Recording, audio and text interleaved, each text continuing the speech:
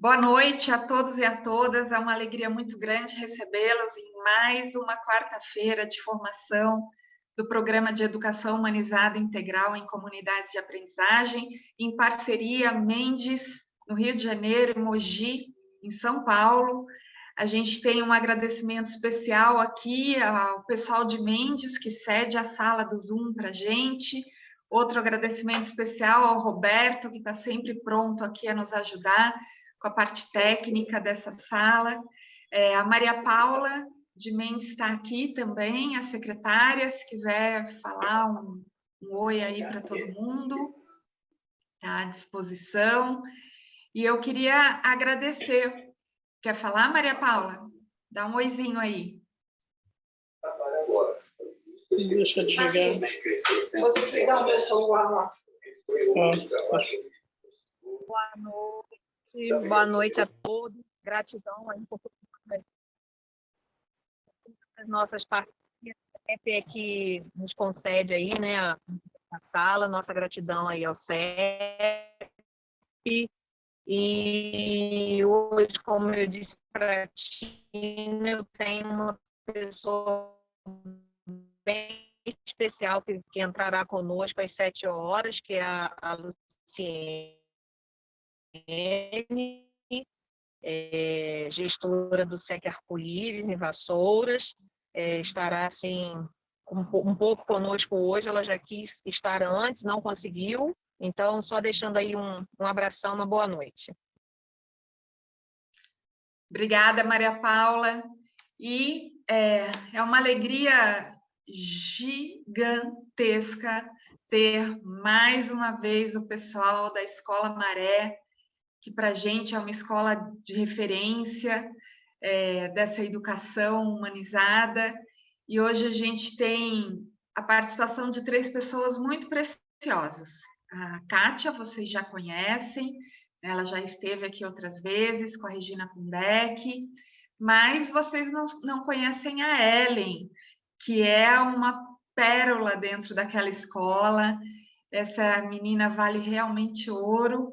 E depois de muita insistência... Ô, Eric, rolou o chocolate? A gente vai ter que dar... Rolou? Não? Não? Ih, caramba! Tá tudo bem. Eu vou cobrar, Tina. Eu achei que dava para passar o pano. A gente achou que ia ter que chantagear você, Ellen, para você vir. Aí a gente combinou que se precisasse um chocolate, a gente deu chocolate. A Ellen é preciosa, ela vai se apresentar, acho que cada um pode se apresentar. E eu acho que aqui também é muito especial a gente estar com a presença do Eric. Para quem é do Ivan Nunes, sabe que o Eric foi PSS na rede de Mogi das Cruzes. Eu acho que é um desses encontros... Lula da Silva, ela consta com a frequência 97. É um desses encontros que a vida traz de forma muito especial, né? A gente conheceu o Eric no Ivan Nunes. Ele estava lá trabalhando com educação infantil e era um professor incrível, como os outros, né? O Ivan Nunes tem professores muito incríveis lá. E a gente percebeu que ele era PSS, que logo o contrato dele ia acabar, e ele morava em Cotia, e a Maré estava precisando de professor. Eu falei, puxa vida, né? Como eu já estou ganhando fama aí de casamenteira. Aí a gente apresentou, né? Falou, Eric, vai lá, conhece Regina, a Kátia conhece o Eric, e ele está aí desde o início do ano. Acho legal vocês 3 se apresentarem. Fiquem à vontade, o microfone é de vocês. O que não vai faltar hoje é a pergunta, porque eu sei que essa transição que o Eric fez de sair de uma rede pública e ir para uma escola privada de referência nessa educação é uma transição muito, muito significativa, e eu tenho certeza que ele tem muita coisa para contar de como foi para ele, qual a visão dele. Eu acredito que tenha gente em Mogi perguntando, e aí, Eric, como é que você fez isso? Como é que foi esse impacto para você? Então, acho que o pessoal tem perguntas, quem tiver pergunta, vai levantando a mãozinha, eu vou ficar de olho aqui nas mãozinhas, e aí eu deixo o microfone com vocês três, Kátia, Ellen e Eric. Podem se apresentar e hoje à noite é para vocês. Ellen, vai você primeiro. Eu tinha certeza que você ia dizer isso. Bom, boa noite, pessoal. Eu sou a Ellen e eu estou na Maré há 10 anos. Eu nunca trabalhei em outra escola. A Maré é a minha primeira escola. Então, desde 2012 que eu aprendo um pouquinho a cada dia. Tina, obrigada pelos elogios de pérola e preciosidade. Fiquei feliz. Mas um pouco envergonhada também. Eu sou mãe também, além de educadora, então eu trabalho em dobro. Minha filha está chorando ali agora, tô ouvindo, está com o papai, está dando banho. Ela não dormiu hoje na escola, viu, Eric? O Eric é professor dela. Mas está tudo bem, está tudo bem. Eu fui convencida pelo Eric, pela Kátia, pela Regina e pela Tina a estar aqui hoje. Eu espero que eu consiga responder aí algumas dúvidas de vocês, tá? Espero. Sua vez, Kátia. Eu ia passar a bola para o Eric, Ellen. O Eric por último. Eu sou a Kátia, estou na Maré vai fazer 20 anos. Sou cria da casa, né? A gente gosta de gente fresquinha, que saiu há pouco da faculdade, porque a gente gosta de trazer a nossa cara, o nosso print para cada um que entra ali, o nosso jeito de trabalhar. Não que outras pessoas que já tenham trabalhado em outros lugares não sejam bem-vindas, mas é sempre mais difícil quebrar aquilo que a gente tem de referência do que começar do zero, né? Então, por isso que a Ellen disse, foi a primeira escola dela, a minha praticamente a primeira também, fiz poucos estágios antes, né? Aquelas coisas de faculdade. Me tornei mãe também lá dentro, tenho um filho de 12 anos, e hoje sou coordenadora, já fui assistente, fui professora, e hoje sou coordenadora. Acho que é isso, estou aqui à disposição para responder tudo que vocês quiserem. Eric. Olá, eu sou Eric e é muito, muito bom de estar aqui e poder ver a Amanda, a Bia, a Noeli, colegas de trabalho de Mogi. Eu sempre trabalhei com educação não formal, sempre trabalhei com aulas de escalada, de circo, e Mogi foi minha primeira experiência em educação formal.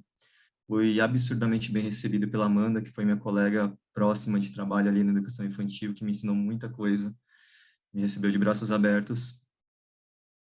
E como a Tina falou, eu fui lá dar uma bisbilhotada na Maré e me apaixonei pela escola. Ela tem uma potência muito grande, tem seus problemas também, não é que ela é o paraíso e tudo mais, como toda escola tem problemas, mas as potências delas são muitas, e isso me atraiu bastante lá na Maré. Acho que, por enquanto, podemos ficar por aqui, e para não gastar o tempo das dúvidas que são mais preciosas. Só, então, questão de organização, posso começar daquele jeito, fazendo aquela fala, Kátia? Tá, Tina? Eu pensei... Eric, só deixar registrado que o Roberto encontrou o vídeo da Ellen, então se vocês quiserem usar, tá na mão. Perfeito. Quer começar com ele? Ou depois, quando... Fica a critério de vocês. Bom, já que está aí na tela, Roberto. vamos Já aí. está no ponto, né?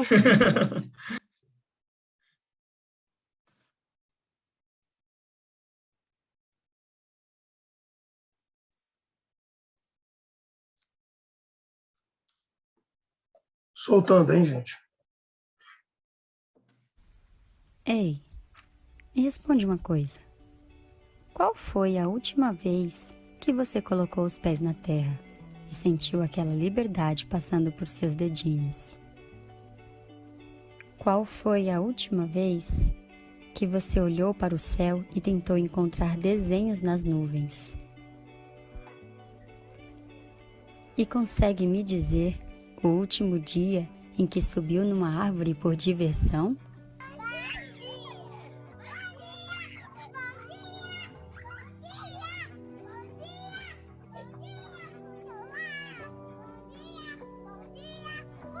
Se uma de suas respostas foi hoje, ontem ou no fim de semana, tenho certeza que foi provocada por uma criança.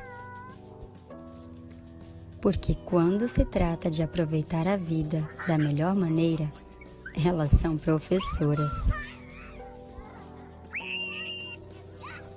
Afinal, quem aí não gostaria de não se importar com o tempo do relógio, não é mesmo?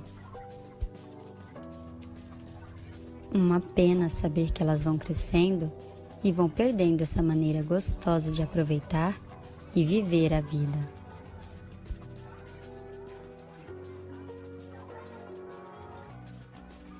Mas será que elas perdem ou será que as roubam?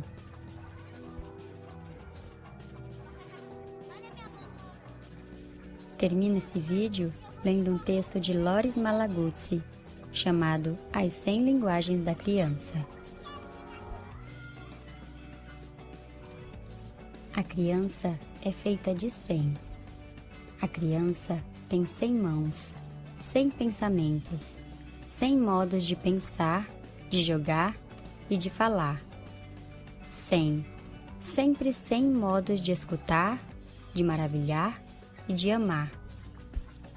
100 alegrias para contar e compreender. 100 mundos para descobrir. 100 mundos para inventar. 100 mundos para sonhar. A criança tem 100 linguagens. E depois 100, 100, 100. Mas roubam-lhe 99. A escola e a cultura lhe separam a cabeça do corpo. Dizem-lhe de pensar sem as mãos, de fazer sem a cabeça, de escutar e de não falar, de compreender sem alegrias, de amar e de maravilhar-se só na Páscoa e no Natal. Dizem-lhe de descobrir um mundo que já existe e de 100 roubam-lhe 99.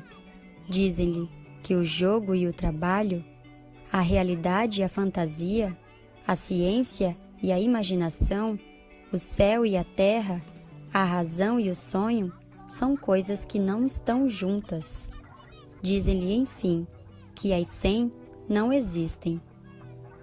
A criança diz, ao contrário, as 100 existem.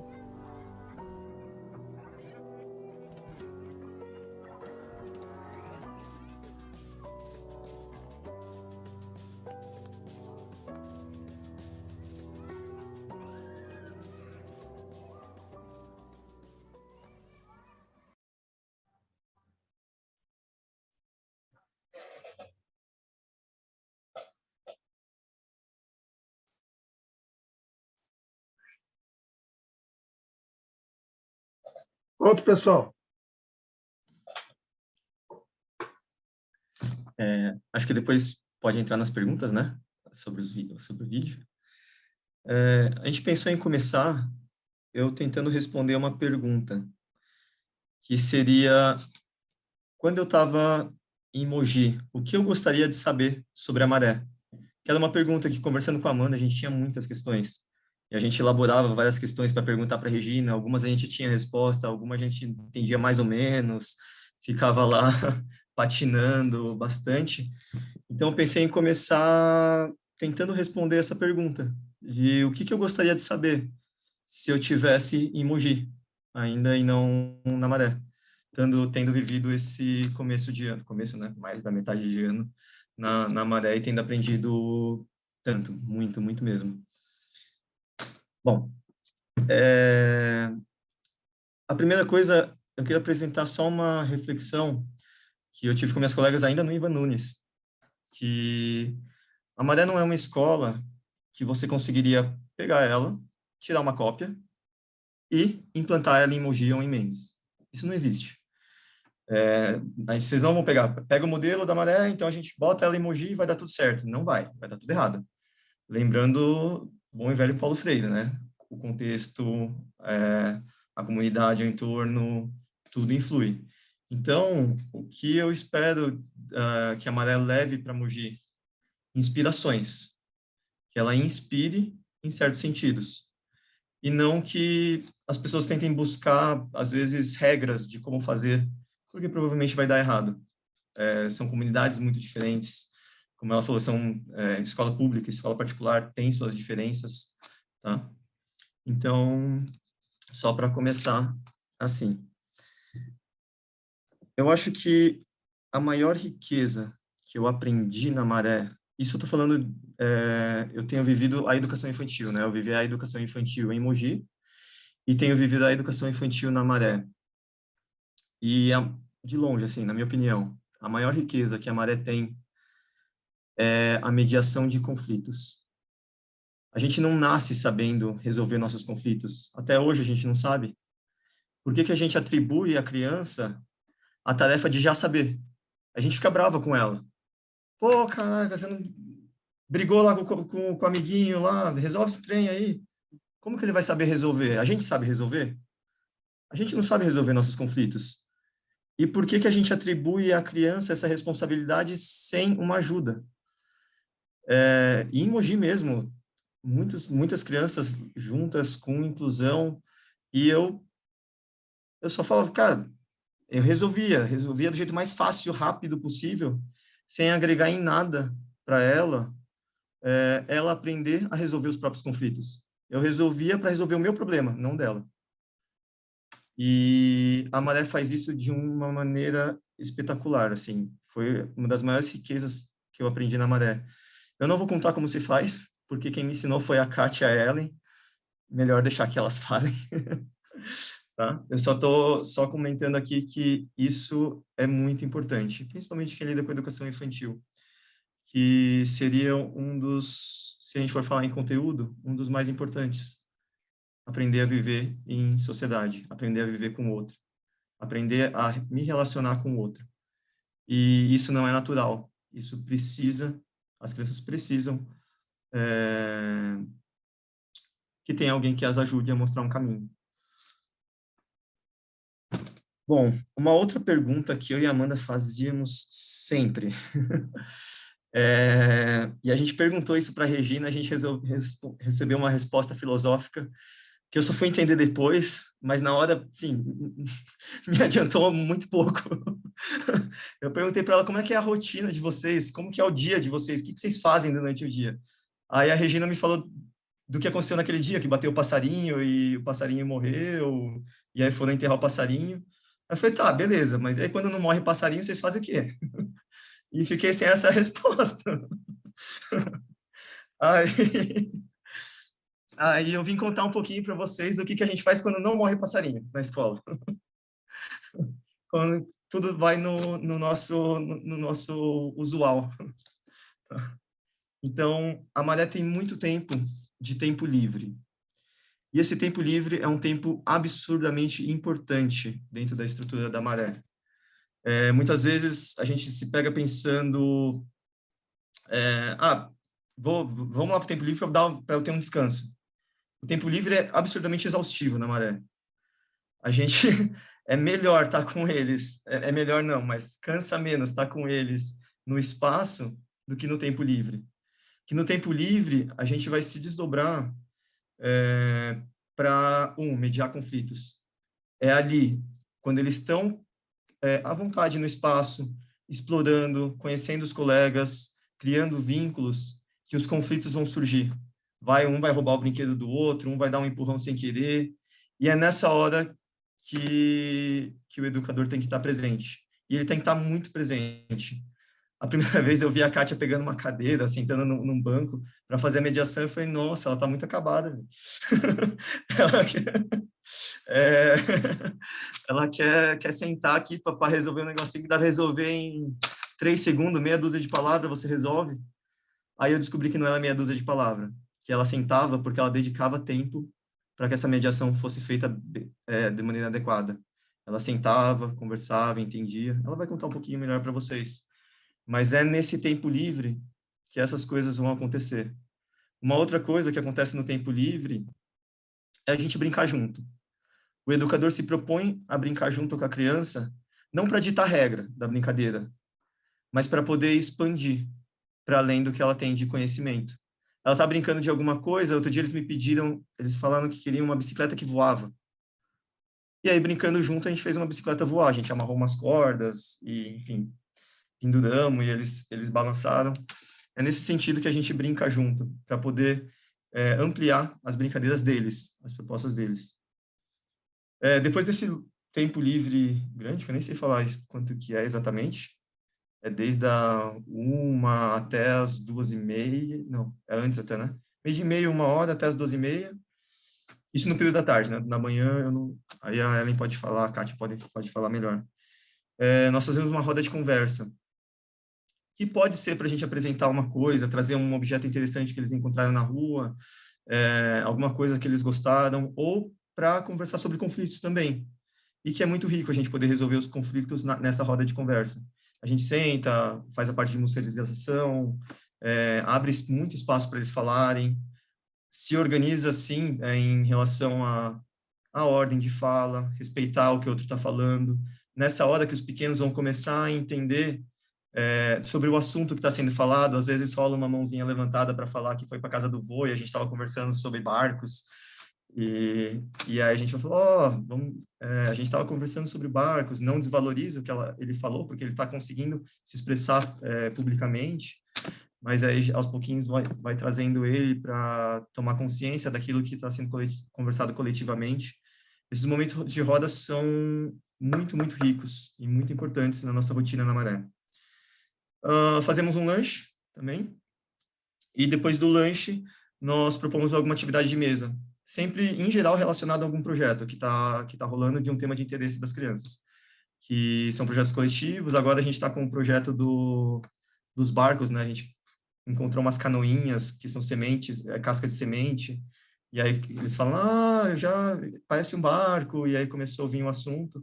Hoje a gente está vendo os barcos que se moviam. Ontem a gente estava vendo os barcos que se moviam com vento, a gente colocou umas velas nesses barquinhos, nessas cascas, para eles poderem soprar e ver como que o barco conseguia ganhar os mares.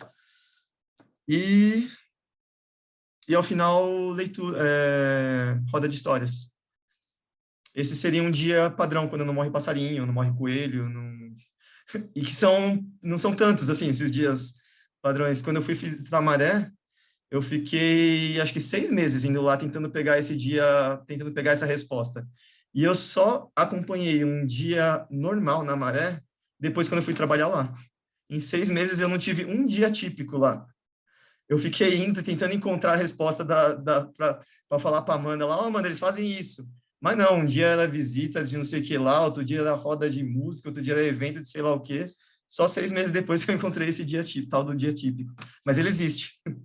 E é isso que a gente faz lá na Maré, na nossa rotina. Era isso que eu comecei, aí depois as perguntas.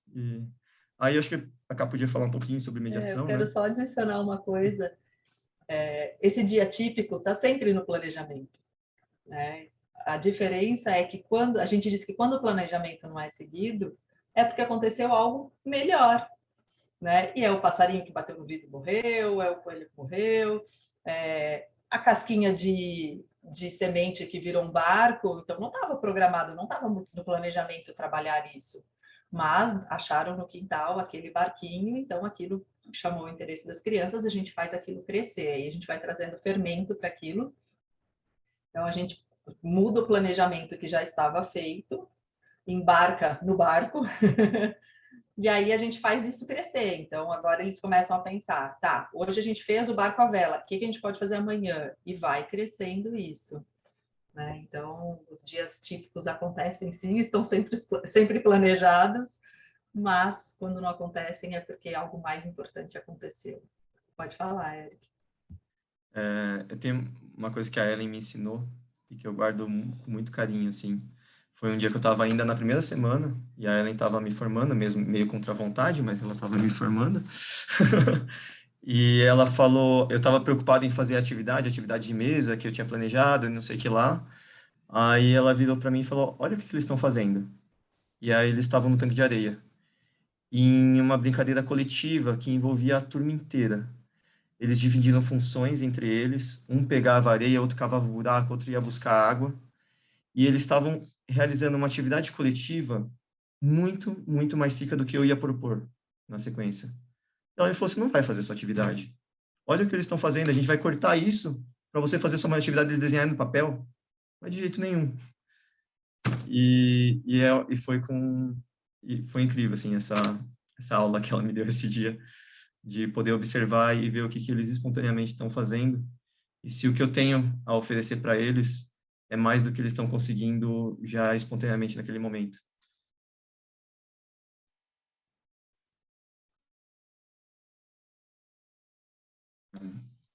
Agora, quer falar, Kátia, sobre a mediação de conflitos? Perguntas sobre mediação de conflitos? Não sei se eu vou reproduzir aqui algo que vocês já saibam. Vou contar um pouquinho, vocês podem me interromper e podem fazer perguntas, por favor. Acho que mediação de conflitos é o trabalho dourado que acontece dentro da escola. E é preciso muita escuta e acolhimento e tempo. Né? Então, a gente tem que demandar, a gente entende que isso demanda um tempo que é precioso. E que o que eles vão viver ali vai trazer eco para o resto da vida. Então, hoje, por exemplo, eu vivi uma situação, foi com o fundamental, mas são todas crianças que já foram nossas da educação infantil, e que foi linda. Eu pouco atuei. Então, era figurinha da Copa, que é o que está todo mundo aí.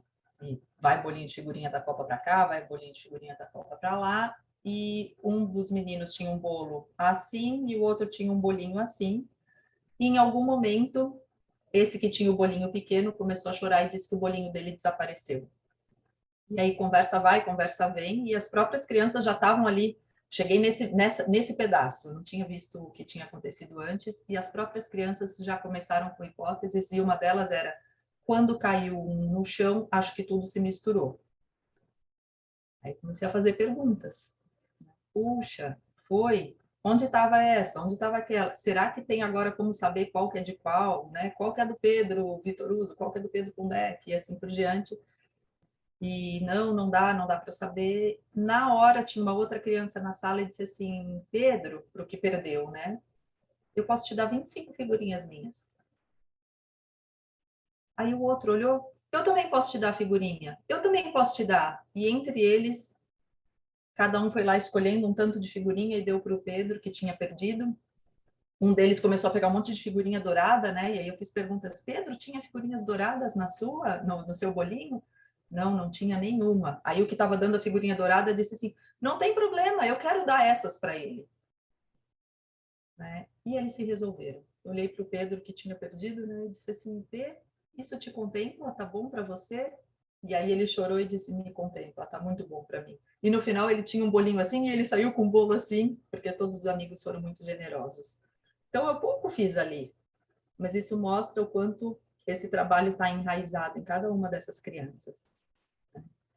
Então, geralmente a gente acolhe. Primeira coisa que a gente faz com uma criança que está desestruturada é acolher. Eu posso ter visto que aquela criança bateu na outra. Na minha visão, aquilo está errado. Mas se ela está desestruturada, não tem conversa. Então, a primeira coisa, acalma, acolhe. E aí, nosso papel é fazer perguntas. Para quem é muito pequenininho, a gente vai lendo a situação. Estou vendo que você está bravo porque ele puxou o carrinho da sua mão. Você não pode bater no seu amigo porque ele está bravo, porque você está bravo. Vamos lá conversar com ele, eu faço a ponte. Né? E aí eu vou fazendo perguntas, vou lendo para o outro também. Eu estou vendo que você está triste porque ele te bateu. Você disse para ele, não me bate? Você disse para ele, não gostei? E aí a gente vai fazendo esse trabalho que é de formiguinha, é todos os dias. Né? Eles são todos pequenos. Criança briga, criança testa limite, criança morde, bate, empurra, chora. Isso faz parte de ser criança. Né? O nosso papel é acolher, escutar, fazer muitas e muitas e muitas perguntas. Conforme eles vão crescendo, a gente vai fazendo cada vez mais perguntas e falando menos, trazendo menos julgamento. O nosso papel é se isentar de julgamentos. Então, às vezes, eu vejo que é uma mediação e eles resolvem de um jeito que, para mim, não está bom. Mas para os dois está bom. É isso que é importante. E aos pouquinhos eles vão aprendendo quando ceder, quando bater o pé. Não, eu quero de fato isso.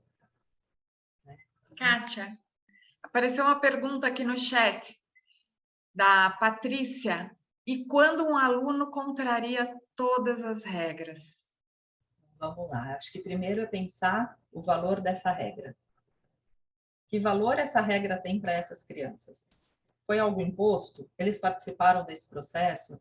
Então, lá na escola, a gente costuma dizer assim, quanto mais eles participam da criação de regras, melhor. E quanto menos regras, melhor também. A gente pode fazer acordos individuais, não precisa ter um monte de regra. A gente vai ter regra para aquilo que é de fato muito, né, importante. E a gente faz muitos acordos, muitos combinados, que a gente chama. Então, a gente vai, por exemplo, né? Então, estou lendo ali agora, as regras básicas de convivência. Né? Então, regras básicas de convivência, a criança tem que desenvolver empatia, tem que compreender o porquê daquilo. Né? Então, por exemplo, a gente tinha um bom tempo atrás, a gente só tinha infantil na escola nessa época. E as crianças quebravam os brinquedos de propósito, na intenção de quebrar. Não era no uso, na brincadeira. E aí a gente fez uma roda de conversa no quintal e a gente trouxe o problema para elas. A gente tem um problema aqui na escola. Vocês estão quebrando os brinquedos de propósito e nós não vamos comprar outros. Vocês querem ficar sem brinquedos? Não, não, não, não. Então, como é que a gente resolve isso? Aí tem as ideias mais mirabolantes, né? Porque, como eu disse, eram crianças só do infantil. Então, pendura aquele que quebrar sem calça na árvore. Aí você controla ali a risada na hora, e assim, tá, o que eu vou falar para essa criança agora, né? Então, entendi. Então, se você quebrar um brinquedo de propósito, eu posso te pendurar na árvore sem calça. Não, não, não. Ixi, então essa regra não é boa, porque uma regra tem que ser igual para todo mundo. Então, não pode valer só para o seu amigo e não valer para você. E aí a gente foi nessa conversa até que eles chegaram à conclusão, deram a ideia de, então tá, quem quebrar traz um de casa. Então eu acho que essa é uma regra boa, mas não pode comprar um novo. Não é o pai e a mãe que tem que ser penalizados, né? Que tem que arcar com a consequência, porque não é uma penalidade, é uma consequência, né? Então, se eu quebrei, eu vou escolher um brinquedo da minha casa para trazer para a escola. E aí a gente conversava com as famílias, né? E dizia, hoje aconteceu isso, isso e isso, o compromisso do teu filho é trazer um brinquedo dele para a escola para repor, ajuda teu pequeno nesse processo. Né? Então, a gente dizia assim para os pais, não pode ser nenhum mais querido, porque a intenção também não é torturar ninguém, mas também não pode ser um que está lá esquecido no canto e que ele nem sabe que existe. Então, ajuda ele nesse processo de escolha. E a gente vai conversando sempre. Então, esse foi um caso de uma regra que foi criada com as crianças. Agora, bateu. Né? É hora de descer, não é hora de descer. Tudo é conversado. Dá um trabalho do cão. Não tem um castigo, não tem um bota para pensar, isso não existe. Até porque se eu põe uma criança lá sentada de castigo e digo, pensa no que você fez, essa criança está entendendo que pensar é negativo, é um castigo. Não, pensar é muito bom. Trocar ideias. Então, é sempre resgatar aquilo que a criança viveu e trazer de novo. E muitas vezes é assim, e se fosse com você? E se o seu amigo fizesse isso com você? Você ia gostar? Expliquei, Ficou claro ou ainda ficou com dúvida, Patrícia? Ou a Ellen quer falar?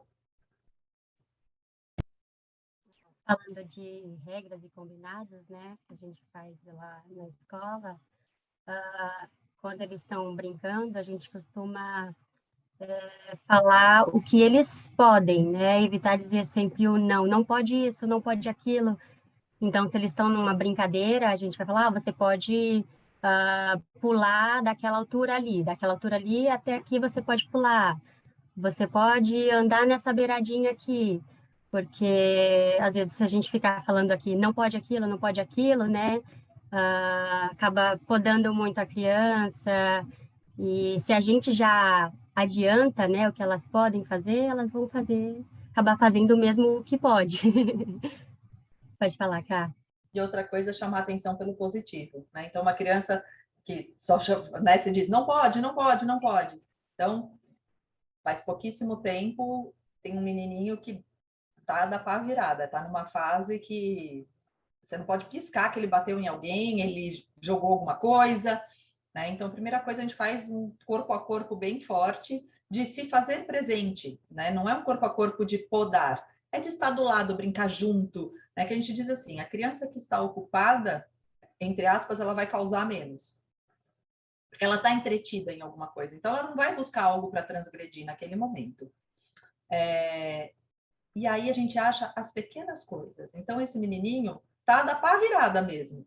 Mas ele é gentil e ele quer ajudar todo mundo. Aí eu estava brincando com ele lá na caixa de areia e ele achou um brinquedo que não é da caixa de areia. E aí ele olhou para mim e disse assim, olha, Kátia. Eu disse, puxa, não é daqui, né? Ele levantou, ele foi sozinho lá na caixa e guardou. Aí eu aproveitei aquilo e aí disse, pronto. É isso, é esse o gancho. Nossa, cara, que legal. E aí você fala alto para todo mundo ouvir. Gente, vocês viram só o que ele fez? Olha que coisa bacana. Eu nem pedi. E ele foi lá guardar. Olha só, ele percebeu que não era da caixa de areia e ele foi sozinho lá guardar. Pronto, aí ele fica todo prosa, né? Então é isso, começar a trazer o positivo para ele e para os outros que o enxergam como o terrível da vez. Fala, Eric. Queria só compartilhar a primeira mediação que eu fiz, porque a gente, quando entra na maré, não pode fazer mediações, porque elas são feitas com muito, muito cuidado. E quando a gente chega, a gente acaba tentando resolver. Eu nem chamava de mediação, eu chamava de resolução, porque eu queria ir lá resolver. E aí, só há muito tempo depois que eu entendi que não era para resolver. E essa acho que foi a primeira que eu consegui fazer e aí entender a real importância dela. Que é, às vezes, a gente não entende o porquê que a criança fez aquilo. A gente só pune a ação. Então, eu estava no tanque de areia e tinha uma criança fazendo castelinhos, coisas. Chegou uma outra e chutou, assim, chutou mesmo, assim, deu uma bicuda para voar areia para tudo quanto é lado. Aí meu primeiro ímpeto foi de, pô, cara, o que que você está fazendo? E punir quem chutou. E aí eu fui lembrando, né, das lições da Kátia. Falei, deixa eu tentar esse trem aqui. Aí comecei a perguntar para ele o que tinha acontecido, por que que ele tinha chutado, ele não encontrou resposta. E aí eu fiz uma pergunta, você queria brincar com ela? Eu queria. Pô, cara, tinha algum outro jeito de você conseguir brincar com ela? Agora acho que ela não vai querer brincar com você depois que você chutou, cara. Tinha algum outro jeito de você resolver isso? Podia pedir para ela? Pô, tenta lá, cara, vê se dá certo. E aí ele foi lá, pediu para ela e ela super... Eu achei que ela não fosse nem topar, mas ela, claro, deu uma pazinha para ele brincar junto. Às vezes, o que faz ele quebrar a regra é uma não compreensão de como conseguir brincar junto. Às vezes, bater é o modo que ele tem de se relacionar. E ninguém explicou para ele que tem outro jeito. Então, essa foi uma grande surpresa que eu tive lá. Por isso que o tempo livre é tão importante, né, Eric? Isso, exatamente.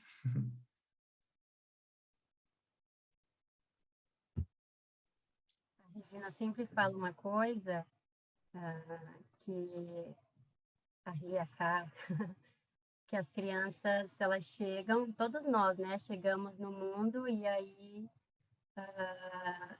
é um mundo novo para elas, então, que estão crescendo agora. A gente já aprendeu muita coisa, né? Mas elas estão aprendendo tudo, tudo, tudo, tudo. E às vezes a gente acha que elas já devem saber como chegar em alguém e falar, eu quero brincar com você, né? A gente espera que elas saibam aquilo. Poxa, é só chegar ali e falar, eu quero brincar junto, né? Você está sentindo aquela vontade. Mas por que que ela tem que saber disso, né? A gente tem que ajudá-las a, a entender, a conseguir falar. Eu lembro de quando eu era criança e eu tinha uma enorme dificuldade de chegar, né, com timidez. Então, eu sempre ficava sozinha no canto. Aí vinha uma professora, alguém, e me chamava para fazer uma outra coisa, mas eu queria brincar, e eu não sabia dizer que eu queria brincar, porque eu tinha vergonha. Então, faltou aquele olhar de sensibilidade para me ajudar a conseguir falar o que eu estava sentindo, porque elas não conseguem, não compreendem tantos sentimentos ainda, né? Por isso que a gente precisa nomear, inclusive nas mediações, né? Quando tá sentindo, você está sentindo raiva, você está sentindo ciúmes, você está sentindo. Então, é importante essa explicação. Tina.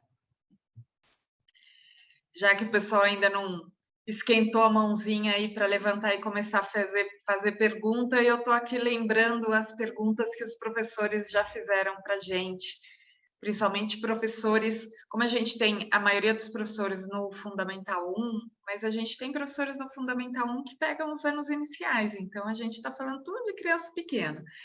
E eles perguntam muito, né? Como é que a gente vai saber o que a criança quer? Porque a gente trabalha com base em projetos de interesse da criança.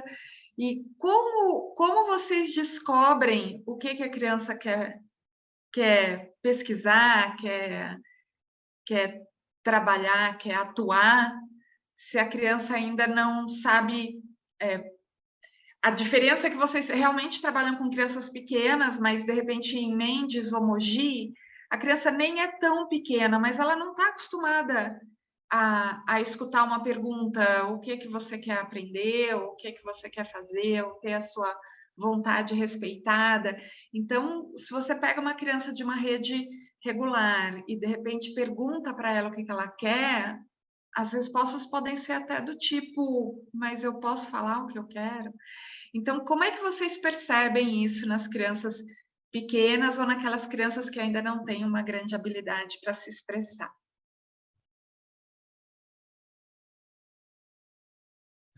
Alguém quer responder essa?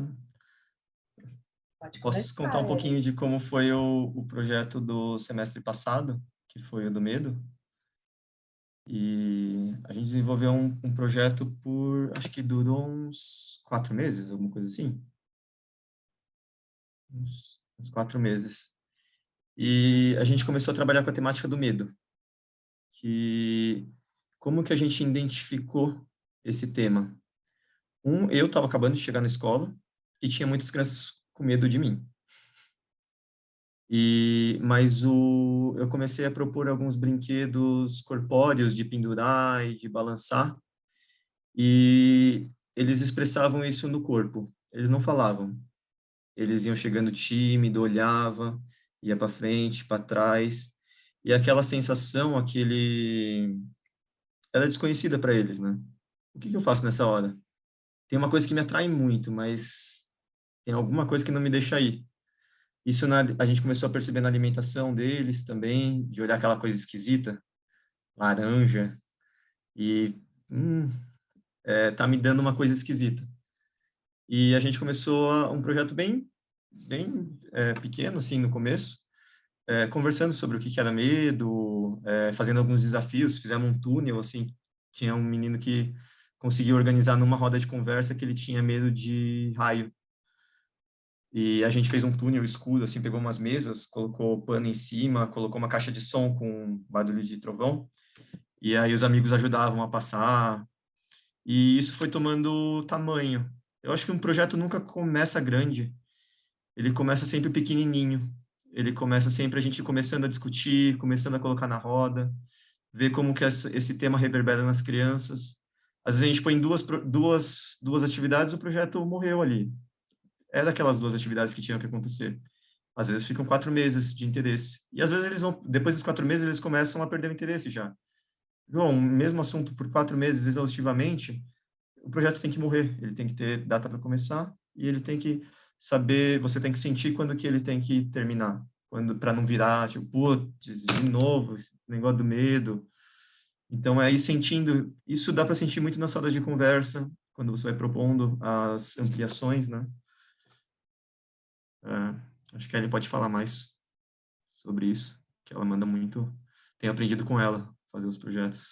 Tem algumas mãozinhas levantadas. Será que era bom primeiro ouvir? Deve ser pergunta sobre? É sobre o assunto?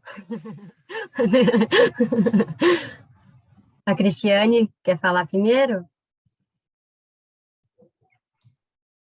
Você quiser complementar a fala do Eric, pode complementar, Ellen. Fala em seguida. Vou contar um pouquinho também sobre um projeto que já aconteceu, que, na verdade, foi uma pitadinha ali da Kátia até. Ano passado, eu estava fazendo a experiência com a galera de cores, né? Misturando aquele do vulcãozinho, sabe? Com bicarbonato e vinagre, né? E a gente misturando as cores. E aí a Kátia chegou, nem sabia o que estava acontecendo ali. Chegou e falou assim, nossa, mas isso daqui está parecendo um vulcão que entrou em erupção lá na Islândia. Aí todo mundo, que legal. E a Kátia mostrou a foto do vulcão.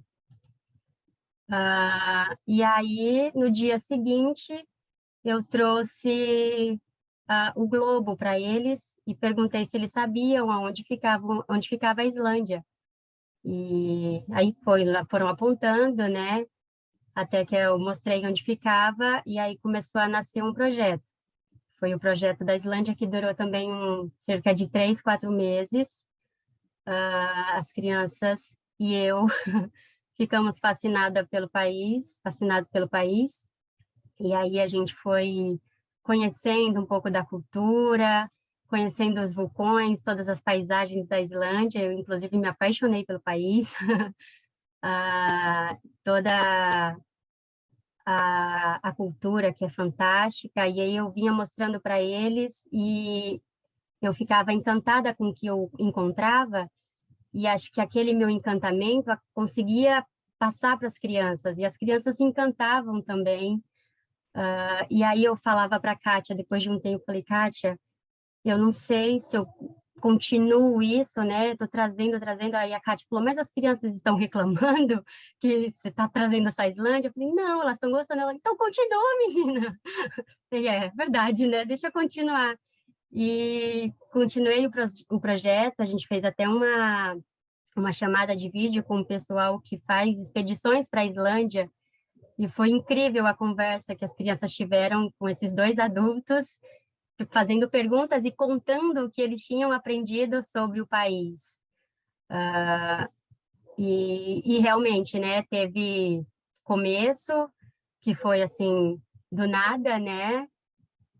O meiozinho todo o conhecer da aurora boreal que eles amaram, todo o encantamento com a cultura, e terminou. Mas, assim, ainda hoje, a gente fez uma viagem para a Islândia, eu lembro que eu fingia que a gente estava num avião e passava pelas cachoeiras, pelos vulcões. Teve uma vez, já depois, já tinha terminado todo o projeto, a gente estava conversando sobre viagens, numa roda de conversa, e aí um menininho disse assim, eu só viajei para 2 lugares, para Peruíbe e para Islândia, que tinha sido no semestre anterior. Eu achei aquilo incrível. Eu acho que vai muito da observação do professor, né? Então, no infantil, os projetos são coletivos, não são individuais. No fundo, tem das 2 maneiras, né? Mas é muito da observação dos interesses do dia a dia, das coisas pequenas. Então, lembro que uma vez a gente estava no zoológico, há muitos, muitos anos atrás, a gente fez um passeio para o zoológico, E aí as professoras todas empolgadas na frente do leão, nossa, o leão, o leão, o leão. Passou uma formiga do lado deles, uma criança disse, olha a formiga, todo mundo foi olhar a formiga. Um olhou para a cara do outro e falou, o que a gente está fazendo aqui? Formiga, tá cheio de formiga lá na escola. Né? Então, assim, a gente não teve a percepção do interesse das crianças naquele momento. Elas não estavam nem aí para o leão. Né? Então, quando a gente consegue trazer isso para o dia a dia, do nosso olhar delicado, né? Porque a gente fala, né? O ritmo calmo da vida cotidiana traz muito repertório para a gente, quando a gente consegue parar e olhar, observar de fato o que as crianças estão brincando, quais são os interesses no dia a dia. Mas, de qualquer forma, eu falo que o professor planta inúmeras sementinhas. Né? Então, quando não surge nada, a gente não está percebendo nada ali naquele momento, trago eu inúmeras coisas de interesse. Então, a Ellen levou a experiência do vulcão. Não estava contextualizado com nada. Aí, por um acaso, eu entrei ali na hora e tinha visto de manhã cedo, né, a erupção do vulcão na Islândia, e aí deu um link. Mas quando o professor vai trazendo essas sementinhas, uma delas vai florescer. Uma delas a gente vai perceber, opa, aqui eu peguei o interesse das crianças. Né? E aí a gente dá a sequência. Muito bom, obrigada. Cris, quer fazer sua pergunta?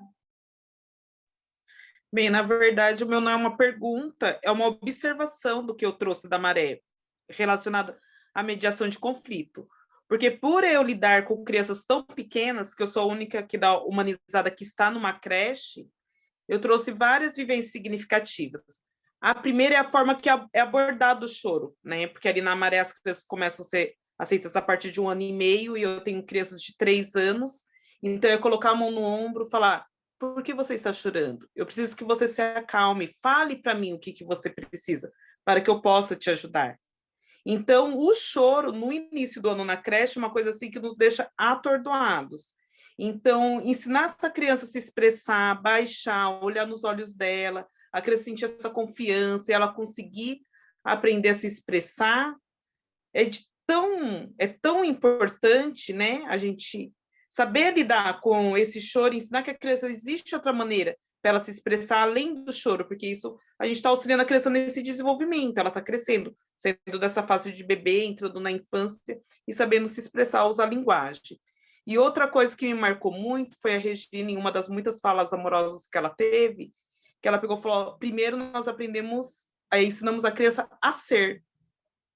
Então, tudo isso que eles trouxeram, que eles estão trazendo de exemplos até agora, eu trouxe para a minha prática. Eu falo assim, gente, não adianta eu querer ensinar qualquer coisa para essa minha criança se ela não sabe ser ainda. Ela não sabe quem ela é, como que ela age com os sentimentos dela, como ela lida com o outro, como ela se porta na escola, como ela lava uma mão, como ela faz a higiene do dente dela. Então, tem tantas coisas necessárias para a criança aprender a ser, e a escutativa dessa criança, porque o tempo todo, a Maria, você vê que é uma escutativa, um olhar afinado toda hora para a criança. De repente, eu vi, minhas crianças estavam muito preocupadas em aprender a amarrar o sapato. Olha, do que me interessa ensinar as letras para a criança? Ela precisa aprender a amarrar o sapato, a comer sem derrubar a comida do prato. Então, esse olhar voltou muito mais refinado para o que é a educação da primeira infância, né? Naquele início ali, daquele processo, ensinar a criança a ser. E depois que ela começa a ser, tudo vai fluindo de uma maneira que assim, nos espanta. Então, eu sempre fico pensando, porque eu sempre fui professora do ensino fundamental também, quantas crianças que passaram pelas minhas mãos, que elas ainda não tinham aprendido a ser. Talvez muitos colegas estejam aí com séries do fundamental, quarto, quinto ano, mas de repente a criança ainda não aprendeu a ser. Então, talvez a gente tenha que voltar. Eu acho que é uma parte do currículo mais importante que eu acho para nós educadores é esse. Ensinar essa criança a ser, a se colocar, a manifestar, a ser cuidada, a cuidar do outro, a cuidar de si, não se colocar em risco.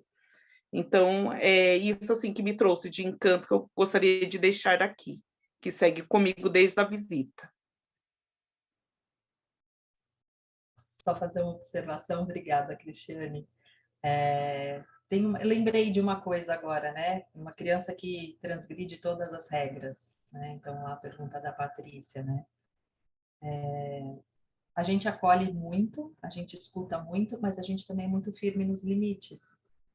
né? E o que é trazer essa firmeza? É trazer seriedade. Não é braveza, não é grito, não é castigo, mas é olhar com firmeza, segurança e dizer para a criança, para.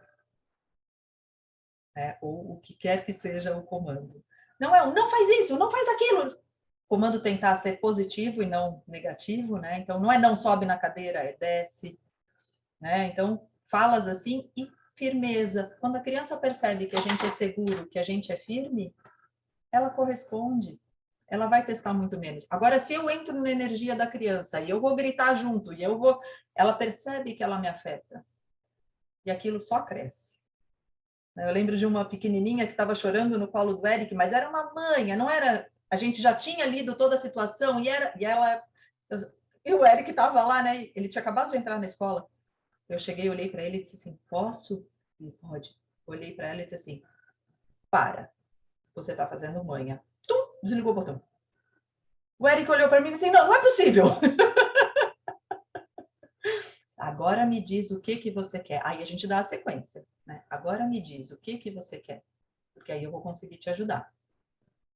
Né? Então, essa seriedade que a gente diz, essa firmeza, ajuda muito com essas crianças que estão na fase do teste, do limite. Fala, Ellen.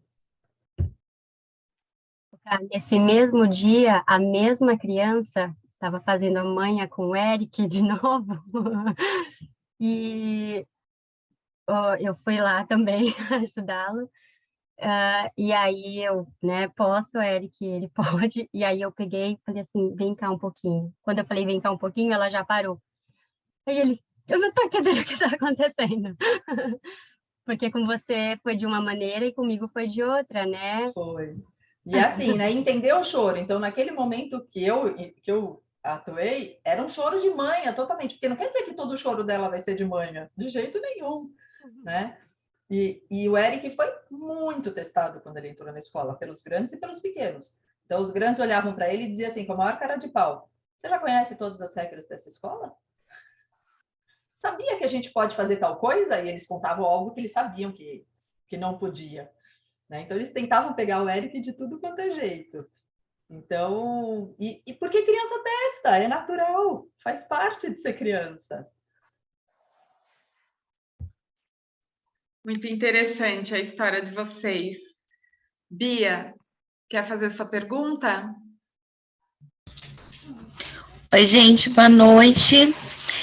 Gostaria de deixar registrado que estou muito feliz de ver você, Eric, aqui e de compartilhar esses saberes maravilhosos. Eu já sei um pouquinho, mas queria que vocês contassem como é que vocês registram todas essas bonitezas.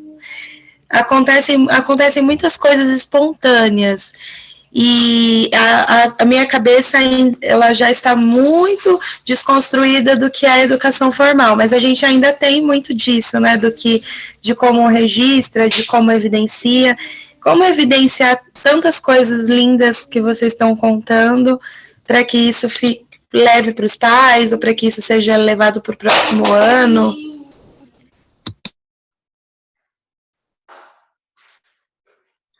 Essa é tua, Kátia. É minha?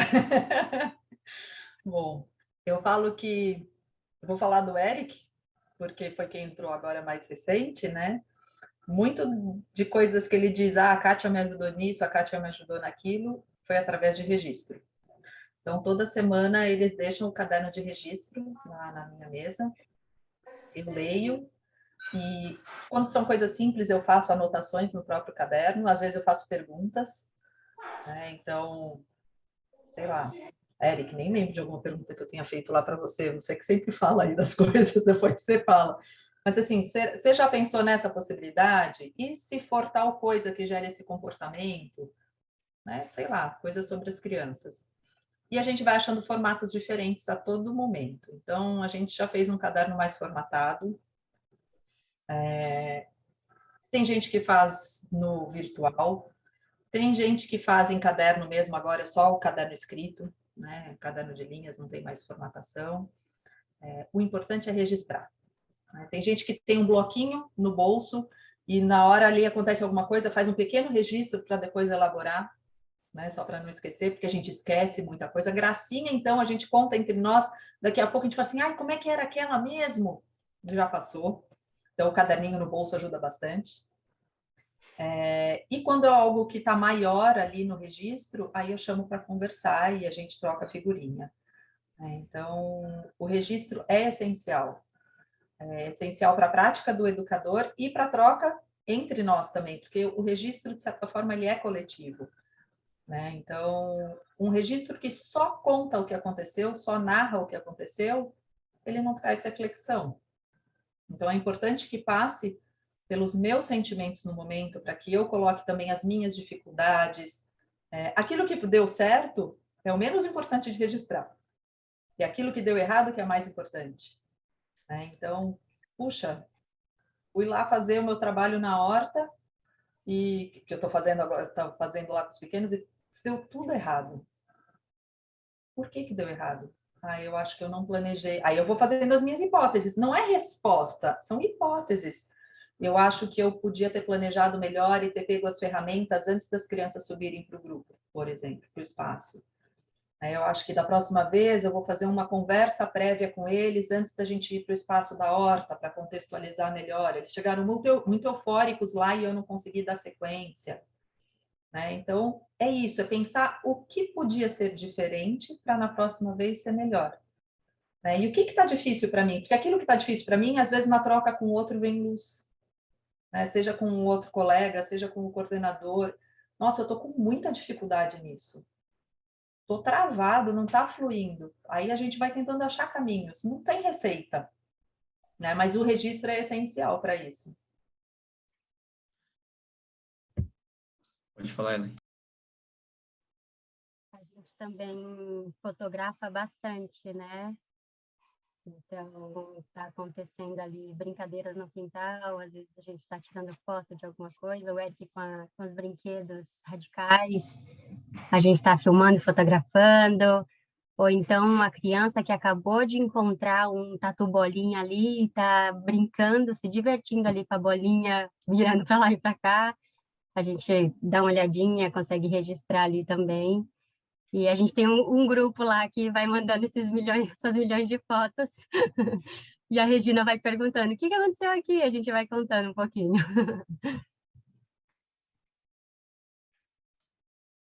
Aí a Bia tinha perguntado também como que vai para os pais, né? No final de cada semestre, vai um relatório individual de cada criança, que a gente vai descrevendo as conquistas, o que foi trabalhado. É um relatório bem detalhado mesmo, que a gente vai fazendo sobre como que estava a criança quando chegou esse semestre, o que a gente trabalhou com ela em relação a isso, quais eram as dificuldades, aonde que ela chegou, aonde que ela está agora. O mais importante, ela ainda não é uma criança perfeita, não pode ser um relatório de seu filho está maravilhoso, está fazendo tudo. Não, quais são as dificuldades que ele ainda tem, quais caminhos ele ainda tem que percorrer. Então, isso tudo vai num relatório com fotos, enfim, um monte de coisa. E o registro também ajuda muito nesse processo, né? Absurdamente, assim, você ter esse registro que você faz semanalmente, diariamente, você recupera ele, e aí que você consegue escrever como que foi esse passo a passo de cada criança. E aí, nesse momento, a gente percebe, em Mogi, eu percebi que eu deixei muita criança no limbo. Eu cheguei no final do semestre e eu não tinha uma frase para escrever da criança. Fiquei bem chateado comigo, que eu não sabia o que tinha passado. Essa criança tinha passado esse semestre comigo e eu tive dificuldade para escrever uma frase da criança. O que foi que eu fiz com ela?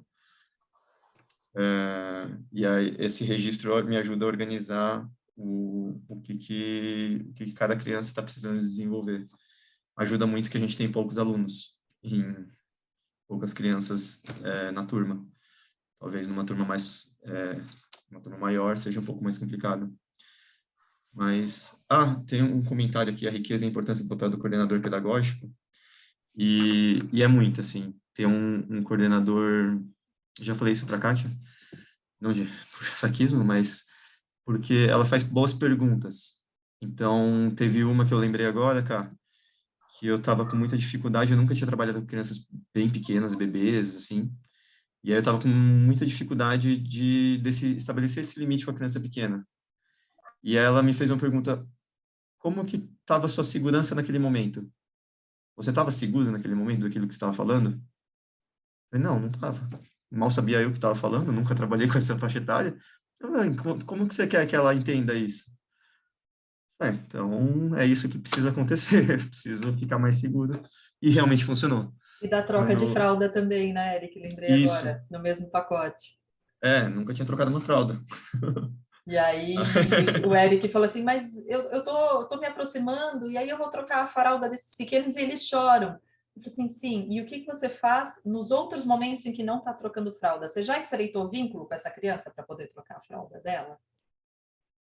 Né? Como é que está a tua relação com a criança antes do trocar a fralda? Aí ele parou assim, putz, é verdade.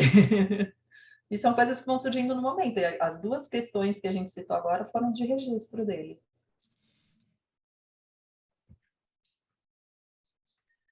Obrigada, gente. Obrigada pela pergunta. Patrícia, pode trazer tua pergunta. Bom, Estão me ouvindo? Estão me ouvindo? Sim? Eu quero fazer uma colocação que eu estou me sentindo numa igreja e que a palavra está vindo para mim, assim que as pessoas falam na igreja, né? A palavra está vindo tudo para mim, porque eu estou com uma dificuldade muito grande com um aluno, peguei uma sala diferente agora, no final do ano, e o aluno, ele não faz nada que é o básico da regra. Então, a gente quer muito que ele faça como os outros, porque senão eu vou ficar só com ele, é o corpo a corpo mesmo, mas eu me sinto feliz por ouvir isso, é o corpo a corpo, é a atenção, e é esperar, né, que ele me traga bons resultados, né, ele traga para ele mesmo, na verdade, não para mim, né, e acontece isso, então, há pouco tempo, há 20 dias, ele quebrava todas as pontas dos lápis, ele quebrava todas as borrachas, ele não parava, ele ia ao banheiro toda hora para mexer com as pessoas lá fora. Ele tem uma fama na escola, as crianças não brincavam com ele de jeito nenhum, ele rodava na sala inteira para mexer com todo mundo, para beliscar todo mundo, é uma coisa muito pesada para ele. Ele já tinha essa característica na sala de aula. E hoje, quando eu saí para o parque essa semana, ele estava abraçado por conta desse corpo a corpo, que eu quero mais, mas tudo bem, eu vou entender isso, eu vou me acalmar, eu vou esperar mais um pouco. Mas essa semana eles estavam brincando com as crianças. E assim, eu nunca tinha visto isso, porque eu não trabalhava na sala dele, mas eu via, né, o movimento dele na escola. E aí eu chamei eles para conversar, eu falei assim, fulano, como você está se sentindo? Aí ele olhou para mim assim, falou assim, eu estou feliz. Eu falei, por quê? Porque as crianças estão brincando comigo. Eu falei, por que as crianças estão brincando com você? Porque eu não bato mais. E aí o outro falou assim, olha, ele tá legal. Eu falei, você não brincava com ele? Ele falou, não. Eu falei, por quê? Porque eu tinha medo dele. Então, assim, isso é muito rico, né? Então, ainda falta muito, porque ele ainda tem vontade de bater na minha cara. Ele tem, eu sinto que ele tem. E muitas vezes eu tenho vontade de bater na cara dele também. Eu acho que faz parte, porque ele quer tudo que não pode, mas ele já entendeu que esse outro comportamento está fazendo bem para ele e para os amigos e para todo mundo. Então, ele hoje tenta se controlar, por mais que às vezes eu chegue no nível dele e fale, não, pode, porque às vezes eu não consigo, mas aí eu respiro, eu falo, tá bom, vamos lá, vamos pensar.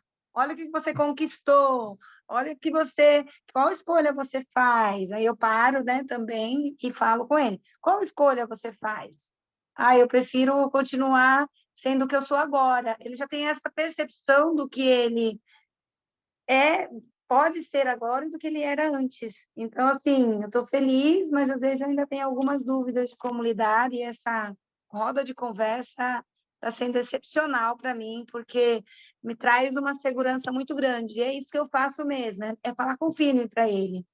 Falo com firmeza, e ele entende, e às vezes ele não quer entender, mesmo assim eu sento na mesa dele e falo, agora você vai ficar aqui, porque as crianças estão fazendo atividade e você vai atrapalhar ele se você começar a rodar na sala, agora não. E aí ele fica bravo, e aí ele acalma, e aí eu passo a mão no braço dele ali sentada, às vezes contando uma história, e aí ele olha para mim, assim, querendo me sufocar, mas tudo bem, ele também se controla. E a gente vai aprendendo um com o outro, porque não é fácil, porque você não pode também só dar atenção para uma criança, né? Os outros também querem atenção.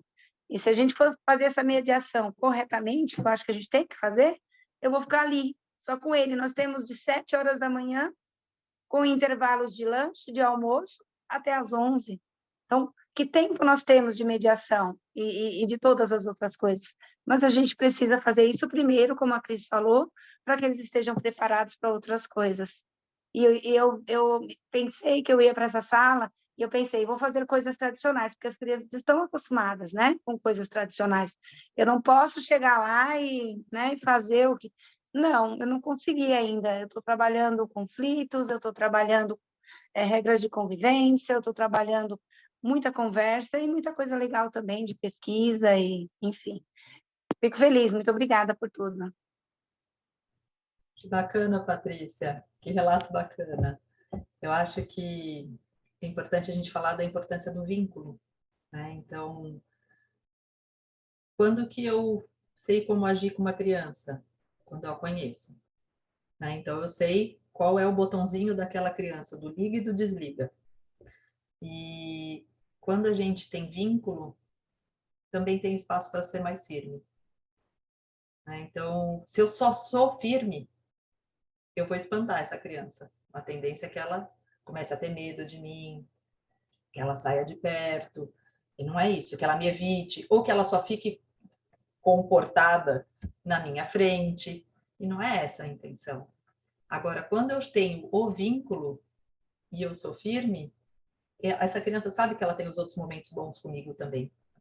Então, a relação é muito mais verdadeira e surte muito mais efeito, né? Então, acho que isso que eu queria falar, além do rótulo, né? Então, a criança corresponde ao rótulo que ela recebe. Então, uma criança que escuta sempre que ela é terrível, ela vai ser terrível. Ela vai buscar ser terrível, porque a tendência da criança é sempre suprir a expectativa que os adultos têm, né? Então, eu sou terrível, eu tenho que ser terrível. Então, essa criança precisa escutar coisas boas sobre ela. E que nós temos expectativas boas e que ela consegue.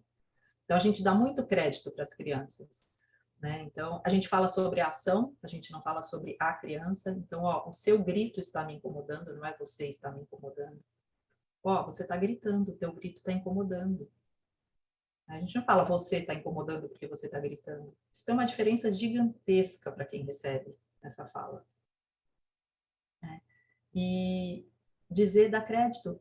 Cara, eu tô vendo, você jogou, a gente faz, por exemplo, né, regras que são pequenas, né, do dia a dia. Então, jogou areia para cima, uma criança que já conhece o combinado, tá na caixa de areia, tá jogando areia para cima, a gente avisa, ó, você tá jogando areia para cima, lembra do combinado? Pode machucar o seu olho, pode machucar o olho do seu amigo, para de jogar. Aí a gente fala de novo, jogou de novo, lembra que eu falei? Se você jogar de novo, você vai ter que sair da caixa de areia. A gente jogou de novo, a gente tira. Ó, agora então vai brincar em outro lugar, porque você não está conseguindo controlar agora. Daqui a pouco essa criança vai querer voltar para a areia. E eu vou dar o crédito para ela.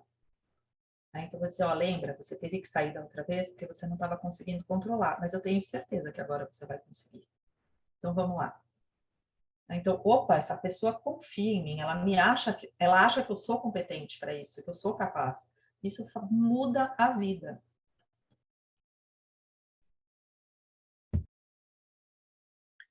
Obrigada, Kátia. Obrigada, Patrícia.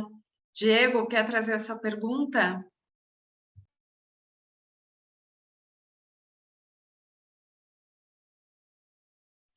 Está fechado o seu microfone, Diego.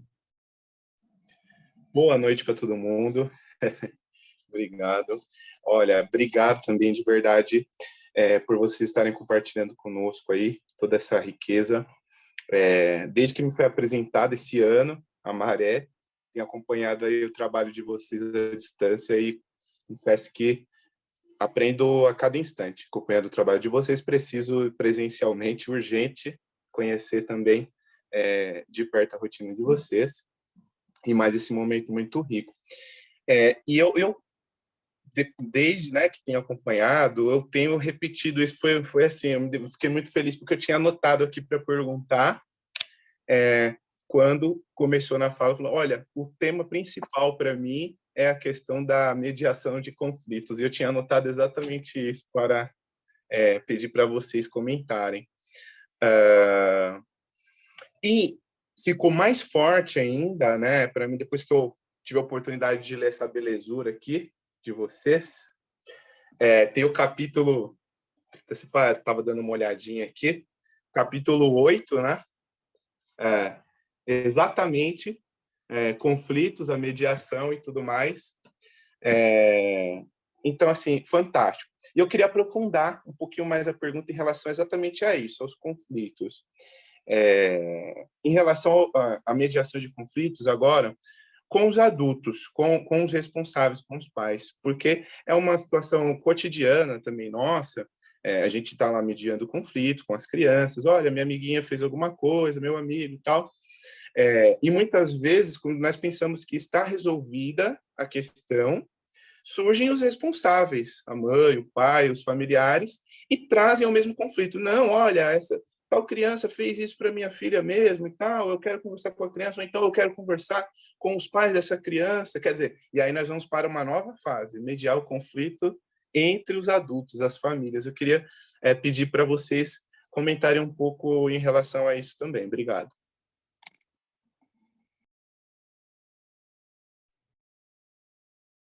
Vamos lá. É muito mais fácil lidar com as crianças do que com os adultos, Diego. O que a gente costuma fazer na escola? Um conflito comum de dia a dia fica ali dentro mesmo. Um conflito que a gente percebe que foi maior para esta criança, e aí, assim, para esta criança, não quer dizer que é o nosso olhar, a gente vai no portão na hora da saída e conta antes para os pais. Hoje ele viveu uma situação atípica, foi assim, assim, assada a situação, a gente mediou dessa maneira, ele está indo para casa, a gente vê que ainda está mexido, então a gente antecipa, né, para que não chegue uma reclamação da criança lá. Mas vou contar hoje uma reunião que eu tive com uma família, com uma mãe, na verdade foi só a mãe, e ela disse assim, olha, eu quero entender a relação do meu filho com essa outra criança, porque ele começou a relatar muito em casa que ele não é amigo dessa criança, que ele vai fazer uma máquina para matar essa criança. Então eu fui ouvindo, fazendo perguntas para essa mãe, né, e até contextualizando para ela o que é esse matar, né, na educação infantil. Não tem a mesma conotação de um adulto, né? Então vamos entender o que ele quer dizer com esse matar? O que está incomodando, né, a ele? E aí eu fui mostrando, eu tinha conhecimento da situação, né? E disse assim, ó, então vamos lá. O seu filho brinca muito bem com esse menininho quando ele está sozinho. Eles brincam muito bem. Mas quando chega esse terceiro amigo, ele se une a esse terceiro e ele exclui esse primeiro, né? Então, esse que foi excluído quer brincar junto. Ele não sabe ainda como chegar e dizer, amigos, vamos brincar. Ele chega de um jeito torto. Aí os dois se incomodam. E esse terceiro amigo que chegou por último, né, ele ainda não consegue fazer as coisas que ele tem vontade. Então, quando ele está bravo com um amigo, ele não consegue bater, porque ele tem que ser sempre o certinho. Então, vamos entender que cada um deles tem um trabalho. Então, aquele menininho que não sabe ainda chegar no amigo e dizer, vamos brincar, e que chega pulando em cima, precisa aprender a chegar. E esse tem sido o foco do trabalho com ele. O seu filho precisa entender que ele não pode fazer tudo que o outro amigo que chegou por último manda, porque o outro amigo chega e diz assim, bate nele, e o filho dela vai lá e bate, né? Então, ele também precisa perceber quais são as suas vontades, os seus desejos, o que é certo, o que é errado, para se posicionar com esse amigo que está usando dele para fazer aquilo que ele tem vontade. E o terceiro amigo tem que aprender a se posicionar e dizer, para, você está me incomodando, né? Ou dizer, eu não quero brincar com você agora, e não usar o seu filho para chegar naquele objetivo que ele quer. Então, cada um deles tem um trabalho a ser realizado aqui dentro da escola, né? Então, ela trouxe a queixa, mas a gente tinha ciência do ocorrido e eu pude mostrar para ela as necessidades de cada criança. Mas já aconteceu, sim, de chegar lá e eu não fazer ideia do que aconteceu. Né? Então, tá acontecendo isso, isso, isso. Geralmente as reuniões são comigo e com o professor junto, né? Mas já aconteceu eventualmente de eu estar sozinha e dizer assim, olha, eu não tenho conhecimento, eu vou conversar com esses professores, vou tentar entender e aí eu volto com uma resposta para você. Então a gente acolhe a queixa dessa família, escuta muito. Então, a gente entende que primeiro tem que escutar. Não adianta, a cada vez que a família fala, a gente rebater, por mais que a gente tenha conhecimento, né? Então, escuta, deixa essa família desopilar o fígado. E aí a gente, aos pouquinhos, começa a fazer perguntas. E como é que é isso na sua casa? Porque muitas vezes os comportamentos são reflexo do que eles vivem em casa. E como é que é isso? Como é que é aquilo? E aí a gente consegue chegar num lugar melhor. Foi claro, Diego? Foi sim, muito obrigado. Obrigada, Diego, pela pergunta. Agora eu vou trazer um desafio. Esse desafio vai ter a cara do Eric, mas eu acho que a Ellen e a Kátia vão poder ajudar pra caramba. É um bom desafio, Eric. Como diz a Regina Pundek, desafio bom é desafio difícil, mas possível. Cadê o Eric? O Eric caiu? Ele ficou com medo do desafio? Olha, ele fugiu, Tina! Volta, Eric, volta! Gente, ele caiu mesmo, né? Caiu. Caiu, caramba! Só porque eu ia fazer De propósito. Caiu sim. Caiu, né, Roberto? Obrigada. Então, eu vou passar a pergunta, então, para a Mônica, porque a gente vai torcer aqui para o Eric voltar, vou tentar saber se aconteceu alguma coisa. Mônica, faz sua pergunta na minha frente. Tina, obrigada. Gente, eu estou ouvindo aqui o relato do Eric, dos cuidados que ele recebeu na Maré, né? É um professor que está aí voando as alças, né? Então, a minha pergunta para as duas meninas é: que cuidados vocês acham que são necessários para essa transformação do Eric e dos professores? A segunda pergunta é: que perguntas importantes a gente precisa fazer para os professores nesse processo de transformação? E a terceira pergunta, várias, tá? Eu fiz a eleição de 3 aqui, que tá me palpitando. E a terceira delas, assim, às vezes eu me pego no meu processo de coerência. Se aquilo que eu falo é aquilo que eu faço. Eu acho que é o grande cheque, né, da vida da gente. Por um acaso, na vivência aí da Maré, vocês se apresentou uma situação da qual o professor dizia que estava fazendo alguma situação e nesse desdobramento da prática não era assim. Como que vocês vão retomando esses caminhos para o professor, assim, essas provocações? Até o Eric voltar, né? Muitas perguntas. Eric voltou. Desculpa, pessoal. Eu juro que eu não fugi do desafio da Tina, eu caí mesmo. No que eu caí foi, não é possível que eu caí justo agora que a Tina falou que ia fazer o desafio. Enfim, acho que pode responder essa pergunta, né? E depois a gente... Mônica, quanta pergunta difícil. Eu acho que... Bom, vamos pensar no treinamento na nossa escola. Treinamento é vivência. Não tem como explicar como é a prática, exatamente. Eric, vai me dizendo aí, você que foi recém-treinado, tem sido... Eu não peguei a pergunta inteira. A pergunta? Eu peguei só o finalzinho dela falando. Perguntas que a gente faz para os educadores. Posso falar um pouquinho rapidinho? Bom, quando uma vivência, né, chega na escola, a gente, ainda mais, né, primeira vez na Maré, a gente vê mesmo um olharzinho assim, meio perdido, e aí o que a gente costuma dizer é: pode perguntar o que você quiser, porque às vezes a pessoa tem medo de perguntar achando que eu vou perguntar uma coisa besta, né?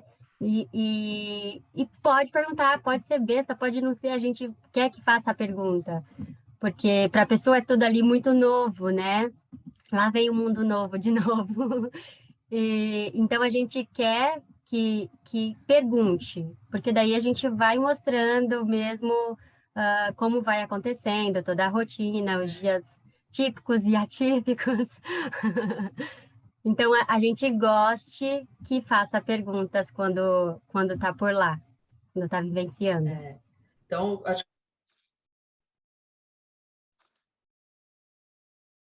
Kátia, você está desligou o sem som. microfone. Disfarce. A gente começa no processo seletivo. Nosso processo seletivo já é diferente. Então, primeiro, eu ou a Rê, a gente tem uma conversa com essa pessoa e a gente faz perguntas sobre a vida.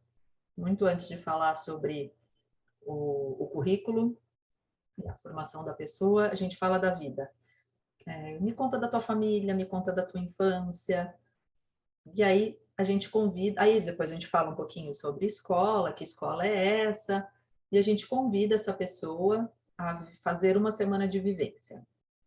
E aí ela está sendo avaliada pelos professores, pelas crianças e por ela mesma. Então, a primeira coisa é ver se ela se encanta com o nosso trabalho, porque é um trabalho que às vezes assusta, né? Então, tem gente que chega lá e no primeiro dia, chega no final do dia e diz, Kátia, muito obrigada, não é para mim, né? É uma coisa grande demais. E tem gente que chega lá maravilhada e fala, nossa, eu não acredito que vocês conseguem fazer tudo isso. Depois dessa uma semana, a pessoa faz um relato para a gente, por escrito, um registro de como foi essa vivência, né? A ideia não é que ela conte o que ela viu, mas como foi essa vivência para ela. E aí a gente conversa com os educadores da escola e a gente conversa com as crianças para entender o que essas pessoas acharam também dessa possível contratação. Quando a gente efetiva, né, a pessoa entra sempre como assistente, nunca como professora, para poder ser treinada nessa prática maluca aí que a gente faz. E aí vai muita conversa, então os registros são essenciais, porque em cima dos registros a gente consegue ir qualificando as nossas perguntas para entender as necessidades desses educadores. E muita troca de figurinha. Muita troca de figurinha. A nossa, ali no papel de coordenação, né, eu, a Rê, a nossa intenção nunca é julgar e cobrar, é estar junto. Como que eu consigo te ajudar? E isso faz muita diferença, né? E a gente estuda muito, então toda reunião tem estudo, toda semana pedagógica tem muito estudo, né? Então isso também vai trazendo mais dúvidas, estudos trazem mais dúvidas, não só mais conteúdo, mais conhecimento, mas trazem mais dúvidas. E aí a gente vai se reformulando sempre que preciso. Mônica, eu acho que eu não te respondi tudo, eu não lembro de todas as perguntas. Nasceram outras, mas tudo bem, depois eu vejo mais. Fala, Mônica, pode falar. Qual que era a pergunta? Não, gente, encantada, assim, é legal, né? Esse processo é bem de vocês. Geralmente a gente escuta as pessoas querendo... o Eric disse bastante isso, né? Como se a gente fosse buscar uma receita, um mapa, uma coisa que funcionasse para mim, mas não é, né? É entender como você anda para eu enxergar como é que eu estou andando, né? É um processo muito individual de cada um, né? De cada processo, de cada criança, de cada escola. E eu estou muito contente, né? Acho que para além de outras perguntas, contente com o processo que vocês estão fazendo e que o Eric está passando também, né? E só ficou mais uma dúvida que essa me interessa bastante, é assim, nessa condução, desse processo de construção do Eric também, né? Do profissionalismo dele estar lá. Vocês já se depararam com ele ou com outros profissionais assim que vocês tiveram que conduzir, tipo, não é bem esse caminho? Como que vocês fizeram essa intervenção? Tipo, alguma coisa que o professor fez que não estava adequado. Que perguntas vocês fizeram, assim, para indagar esse processo desse professor? Eu fui clara? Acho que sim, vamos lá. Se eu não responder direito, não contemplar, você me fala. Acho que já aconteceram, sim, situações. Então, assim, a gente diz que um educador na nossa escola nunca está treinado antes de 2 anos de prática. Então, aí a gente sempre conversa, né, entre eu e a Rê, principalmente, dá 2 anos para ela, dá 2 anos para ela. Isso é o mínimo que a gente considera que uma pessoa vai estar de fato treinada. E nunca pronta, porque nós nunca estamos prontos, né? A gente está sempre em transformação, cada um de nós. Mas tem coisas, primeiro que tem coisas que são inaceitáveis, por exemplo, judiar de uma criança. Isso não tem nem muita conversa, né? É uma pontuada, tipo, isso não dá. Então, a Rê já pegou uma professora que estava puxando uma criança pela mão para levar para algum lugar. A Rê, na sequência, pegou essa professora e começou a puxar pela mão. Aí a professora disse assim, como assim? Pois é, foi exatamente isso que você fez com aquela criança. Como que você se sentiu? Agora imagina como ela se sentiu, né? Então, tem coisas que a gente vai pontuando. E coisas que, por exemplo, eu vejo recortes, eu falo direto isso para eles, né? Eu falo assim, gente, eu vejo recortes, eu não estou com vocês o tempo inteiro. Então, quando eu chego com uma situação e eu falo, ó, eu vi isso, isso, isso, por favor, me contem o que estava acontecendo. Né? Então, traz o contexto para mim, porque às vezes eu estou interpretando de uma maneira errada, e às vezes não. Então, a troca de diálogo é essencial. Então, eles vão me dizer, não, cara, foi de fato assim, mas foi por conta disso, disso e disso. Ah, tá bom, ok, entendi. Cara, foi assim, mas foi por conta daquilo. Ah, e como seria? E como você acha que foi para essa criança? Né? Então, outro dia teve um caso de uma menininha que entrou chorando na escola. Foram várias pessoas que estavam naquela situação. Eu vi um pedacinho, que é a pessoa que cuida ali do nosso platô, que a gente chama inclusive de banheirista também, a função dela, porque essa pessoa ajuda as crianças a irem ao banheiro, aquelas que não usam mais fralda e ainda necessitam de auxílio. E ela estava chamando a professora porque essa criança estava chorando. E sabe quando você pega uma situação assim meio do nada? Eu estava saindo da sala, eu não estava entendendo muito bem. Aí a outra professora que estava ali ficou brava que a banheirista não atuou e pegou a criança de um jeito, não foi grossa com a criança nem nada, mas não foi tão acolhedora como ela normalmente é. Aí eu fui fazer perguntas, porque aí a questão já estava resolvida ali com a criança naquele momento. Aí eu fui primeiro quem estava no portão. Como é que foi? Essa menina chegou chorando. Como que foi? Fiz perguntas. Aí ela disse, puxa, ela já tinha parado de chorar, eu acolhi e eu deixei ali no platô e pedi para a banheirista levá-la até a professora. Eu não vi que ela tinha começado a chorar, mas acho que eu podia ter descido direto, ter pedido para a banheirista ir lá para o portão e eu descer com essa criança. Ah, entendi. Aí eu fui naquela que estava brava, porque a banheirista não agiu. Eu assim, nossa, nunca te vi brava desse jeito, não é o teu perfil. Geralmente você é mais acolhedora com a criança. O que aconteceu? Foi o choro que te deixou brava? Fui fazendo perguntas. Ela disse, foi a não ação da banheirista. Ela falou, ah, entendi. Tá. Aí ela mesma parou? Mas eu não precisava ter feito desse jeito. Só pelas perguntas, né? Eu não precisava ter feito desse jeito. Eu podia ter acolhido melhor essa criança. Acho que eu errei. Aí eu cheguei na banheirista. Né, e disse assim, poxa, ela estava chorando do teu lado. Vamos fazer um combinado? A próxima vez que tiver uma criança chorando do teu lado, você acolhe. Não precisa chamar a professora. Você pode pegar no colo e levar até a professora. Ah, é? Então, quando a criança chorar, eu preciso pegar no colo? Avalia, mas acolhe. Aí eu olhei para ela e disse, ela tem um netinho. Imagina se for o seu neto chorando aqui do lado e tiver qualquer adulto aqui do lado. O que você quer que esse adulto faça com o seu neto? É a mesma coisa.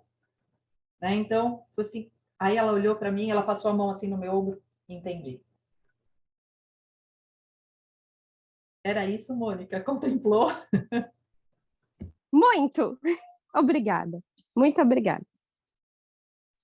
Eu acho que uma coisa que me ajudou muito tem me ajudado muito no meu processo de formação, além das reuniões com a Ká, que ela vai me orientando, são os meus colegas, que eu sou sempre recebido e orientado por todos que estão ao meu redor. Então, a Ellen já diversas vezes já me chegou de canto assim... A gente diz que o treinamento é coletivo, né, Eric? Isso, é todo mundo, assim. Hoje eu estou como professor, a Cleo é minha auxiliar, e ela diversas vezes me chega de cantinho e fala, Eric, aqui a gente não faz assim. E ela me explica, aí fala, obrigado, Cleo. E a Ellen também, sempre no cantinho, Aí você fez para ela, né? Ela pedindo para auxiliar um bebê a fazer o corte. Eu falei, cara, que diabo eu tenho que fazer? Eu peguei e cortei para ela. Falei, Aí ela não fez nada, né? Você que fez. Aí, eles sempre vão chegando com muito jeitinho e me ajudando, assim, estando sempre perto, sempre próximo e com muito ternura, assim, nunca de, pô, caramba, você fez besteira e tudo mais. Eles são muito acolhedores ali. E bulinadores também. Opa. A gente só faz bullying com quem a gente gosta, Eric. A gente brinca com o Eric até. Ele diz que a gente abusa dele, as crianças e a Lúcia, a esposa dele. Todo mundo abusa dele. E ele cai em todas. Muito bom, muito boas perguntas, Mônica. Se você tiver mais perguntas, é só levantar a mãozinha. E agora, ouvindo vocês, eu tenho esse desafio para fazer para o Eric. Mas agora eu tenho uma pergunta junto com o desafio. Só engrossou o caldo aqui, Eric. Eu ter ficado esperando aqui você. Não cai de novo, hein? Ó. O desafio é se você tivesse o poder, né? Ou tivesse alguém desse para você, falasse, Eric, você tem uma semana para voltar para Mogi com tudo que você conhece agora de uma nova prática, sentar com os professores que têm interesse em ter essa nova prática, sair do paradigma do instrucionismo, ir para o paradigma da aprendizagem. O que você diria para essas pessoas? Só que, como eu disse, esse era o desafio, só que ele acrescentou agora uma pergunta. O que você vai falar para essas pessoas de uma rede pública que você já conviveu, e a gente tem aqui o pessoal de Mendes, que não é muito diferente, não? Aí eu quero que você comece essa sua fala para essas pessoas que trabalham numa rede pública, que não tem a mesma estrutura que a Maré. Uma coisa que eu vejo, Eric, eu acho que eu só vou acrescentar um pouco aqui, enquanto você fica aí formulando a sua resposta. Por exemplo, tem gente que olha para a Maré, né? E você sabe que eu tenho como grandes referências a Maré e a Escola Aberta de São Paulo, e a Escola Aberta de São Paulo é bem diferente da Maré. Então, se alguém vai na Maré, fala assim, mas na minha escola não dá para fazer isso, eu não tenho tudo isso de árvore. Na minha escola não dá para fazer isso, eu não tenho como ter um galinheiro. Se na minha escola não tiver coelho, né? Você não pegou a época da cabra, eu lembro quando tinha cabra aí. Então, assim, se não tem coelho, não tem como fazer. Se eu não tiver uma sala aberta desse jeito, não tem... E assim, as pessoas olham para a estrutura arquitetônica da Maré e elas encontram todo tipo de empecilho de que não dá para transformar a sua própria prática porque eu não tenho um barranco, eu não tenho uma florestinha no final, no canto do fundo da escola. E a gente vê que às vezes é uma escola que tem tanto potencial, tanta coisa que poderia ser feito e as crianças continuam fechadas em sala de aula. Então vamos lá, anota aí, meu amigo, porque é um roteirinho, você tem que falar como foi emocionalmente para você essa mudança de espaço, né? Que você veio de uma rede pública, que a gente tem aqui pelo menos umas 20 pessoas aqui de Mogi, que querem saber como o Eric se sentiu, tendo saído dessa rede, né? Tendo saído de um esquema padronizado, onde as crianças ficam sentadas na cadeirinha, fazem atividades no papel, e foi para uma escola que tem um outro olhar para essa aprendizagem. E se você pudesse conversar com esses professores, você tivesse uma semana para falar assim, e você tem que colocar o povo para cima, Eric. Você tem que falar assim, claro que dá, você não precisa do coelho, você não precisa das árvores, você precisa de outras coisas. O que você diria para essa galera? Eita, rapaz, vamos lá.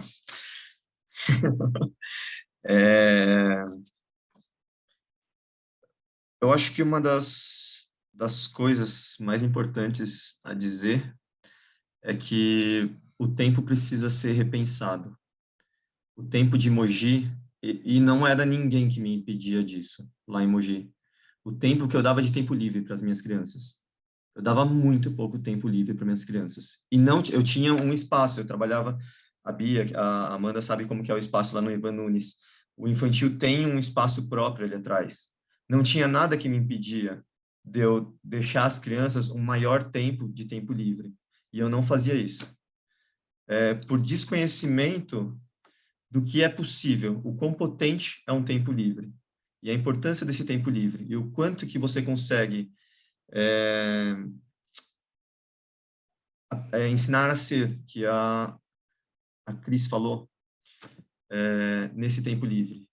Ele é muito, muito importante. E quando você se depara com essa amplitude de tempo, quando eu cheguei na Maré, nossa, mas eles têm tudo isso? Então, peraí, o que eu vou fazer nesse tempo tudo isso? E você começa a perceber a importância de ter esse tempo tudo isso. A importância de uma criança te dar uma ideia, você poder conversar com ela apropriadamente, você ter alguma ideia para ampliar esse repertório dela e poder brincar efetivamente. Você precisa de tudo isso de tempo para que isso seja feito adequadamente. Não é um exagero o tempo que a Maré tem de tempo livre. E uma outra coisa, às vezes eu ficava com as crianças em sala e o quanto que rendia para ela ficar tanto tempo sentado na cadeira. Já teve uma fala de uma criança que me doeu, me rasgou, assim, de professor, minha mão tá doendo. Eu deixei a criança tanto tempo ali, numa atividade manual, e eles tinham acabado de voltar de uma pandemia. As crianças não tinham lá, a prefeitura mandou para casa, eles perderam na primeira semana esses lápis. A Bia sabe da realidade que foi, provavelmente todo mundo sabe. Os pais me falaram, não tem mais lápis. Eu falei, mas a prefeitura mandou. Não, perdeu tudo. E aí eu ponho a criança para ficar sentada. Que diabo que eu estava fazendo ali? Dá para fazer diferente, conseguindo pensar esse tempo livre. Lá no finalzinho, depois eu já tinha visitado muito a Maré. Eu peguei aquela mesa redonda, gigante, eu rolei lá para fora, no quintal, e eu falei, eu não consigo fazer essa atividade que eu quero com todo mundo. Mas eu consigo aproveitar o meu tempo livre e pegar alguns. Então, eu fiquei no quintal com as crianças, não choveu nesse dia, por sorte, com as crianças ali, eu chamava de 6 em 6 crianças, e aí aquela atividade que era muito complexa para fazer com 25, e mais uma criança de inclusão, foi possível, aproveitando manejando melhor esse tempo. Eric, muito interessar um pouquinho. Vai lá. Porque eu não esqueci que eu pedi para você falar sobre os seus sentimentos, mas você pode falar depois. Mas eu preciso ressaltar uma coisa, me chamou a atenção na tua fala, tanto para o pessoal de Mendes, quanto para o pessoal de Mogi. Quantas regras elas não existem e elas travam os professores, né? A gente teve há pouco tempo uma reunião com a secretária de Educação lá de Mogi e eu perguntei para alguns professores o que eles gostariam que a gente pedisse para a secretaria. E não tem nada que a secretaria está fazendo para travar que se tenha esse movimento, né? Que tenha essa autonomia para trabalhar diferente com as crianças. E em Mendes a gente teve também, né? Se alguém estava ali, acho que numa das últimas rodas de conversa que a gente teve em Mendes, viu exatamente isso, como que uma regra que não existia travava todos os professores. Então, é muito interessante isso que você falou. Vai lá, volta a falar. Eu acho que um ponto legal de falar é sobre esse espaço que a Maré tem privilegiado e que é um espaço que não existia. A floresta não existia. Quando eu descobri que a floresta não existia, que ela foi uma construção das crianças, virou uma chavinha na minha cabeça. Isso indo na Maré, né? A árvore, Bia, da pitangueira que a gente plantou lá com o infantil, foi esse desejo de mudança de espaço. Se o espaço não está adequado, como que eu faço para ele ser? Aí, lá em Mogi, aí já aproveitando falar um pouquinho de temas de interesse, que isso foi sempre visitando a Maré, que eu comecei a pensar. Eu comecei a andar com as crianças no espaço e a gente encontrou um galho de pitangueira que vinha do vizinho, lá no Ivan. Se você sobe o barranco, tem um galho que foge, é um galho invasor, assim. E foi um dia que eu aproveitei, eu estava com poucas crianças, por causa daquela divisão da pandemia e tudo mais, e fui andar com eles. E aí eu puxei esse galho e a gente ficou comendo pitanga. E as crianças nunca tinham comido pitanga, algumas. E aí elas começaram, nossa, que fruta que é essa? Nossa, eu gostei, esse foi o melhor dia aqui na escola e tudo mais. E aí a pitangueira virou um projeto. A gente falou, mas vocês querem ter uma pitangueira aqui na escola? Como que a gente faz para ter uma pitangueira aqui na escola? A gente precisa a gente precisa conseguir dinheiro, precisa pedir para a direção, tudo mais, aonde que a gente pode plantar. Então vamos preparar para apresentar para a direção. A gente começou a fazer um estudo sobre a pitangueira, quais benefícios que a pitangueira podia trazer para a nossa escola.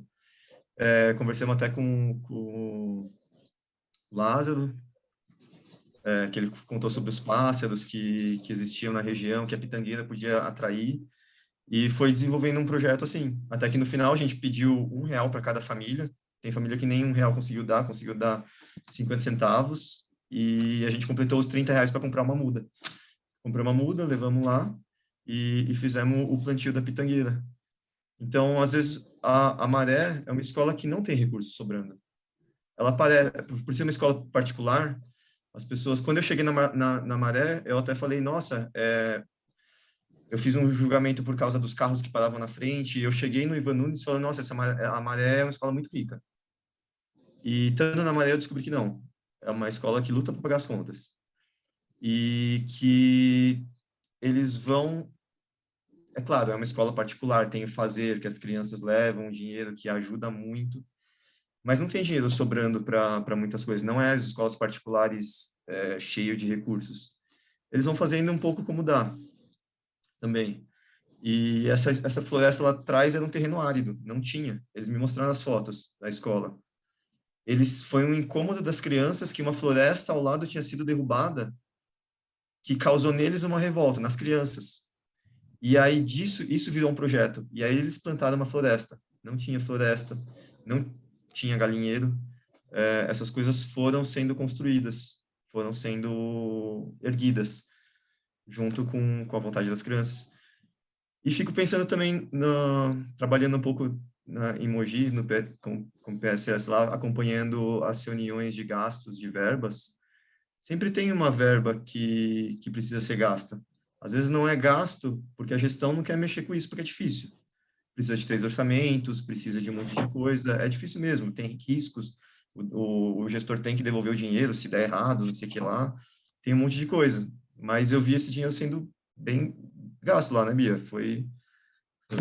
Teve reformas, teve coisas. Será que esse dinheiro não pode ser direcionado para que ela tenha, se é importante ter um espaço assim para que seja feito isso? Não sei mesmo. Não entendo de gestão de escola, fui PSS por pouquíssimo tempo. É só uma hipótese que eu vi que existia essa possibilidade. Tina, o que eu esqueci de falar? Não, tá bem, Érica. Eu vi o dedinho ali da Kátia, a gente está seguindo para os últimos 5 minutos do nosso papo. A Kátia está com o dedinho levantado. O Vander está por aí, você vai conseguir fazer a nossa fotografia? Eu faço, Vander, pode deixar. Ele não está, não. Você faz?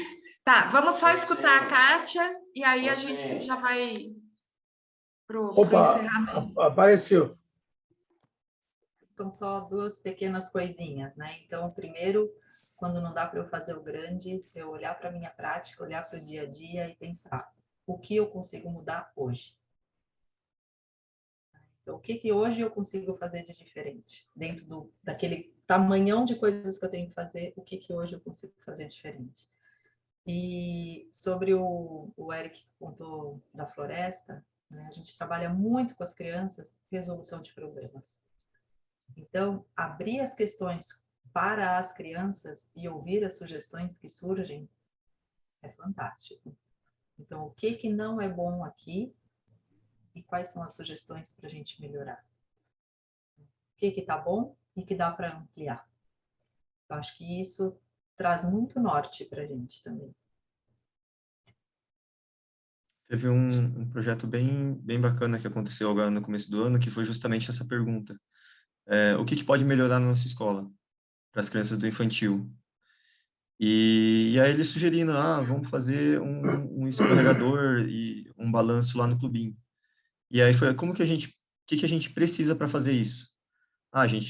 Foi o Fundi que construiu o clubinho. A gente precisa fazer uma assembleia com eles para pedir, para apresentar uma proposta. E aí o infantil foi lá, chamou uma assembleia, conversou com o Fundi.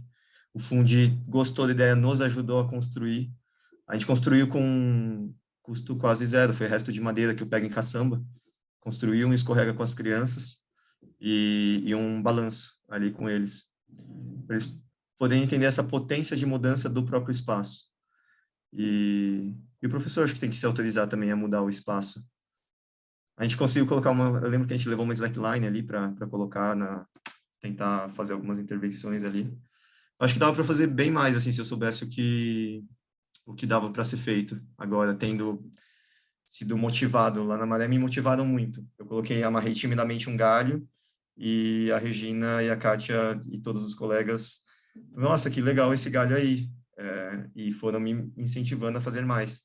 E eu vejo que dá para fazer bastante coisa, assim. A gente não tem verba para sair comprando madeira à vontade para construir um monte de coisa. Mas, por sorte, já teve um projeto anterior que construiu uma floresta, então eu tenho galho. Eu cato os galhos e amarro. Enfim. Acho que seria uma coisa bem interessante de voltar para... E lembrar sempre, né, aquela frase que a gente sempre diz, que o Zé sempre diz, as escolas são as pessoas. Então, muito mais importante do que o espaço físico, são as pessoas que estão ali e a gente consegue fazer muita diferença com essas pequenas coisas, na relação com as crianças, na escuta, né? Então, isso já é uma mudança gigantesca. Obrigada, Kátia. Obrigada, Eric. Obrigada, Ellen. Muito preciosa a fala de vocês. Eu acredito que todos tenham aproveitado bastante aqui esse bate-papo.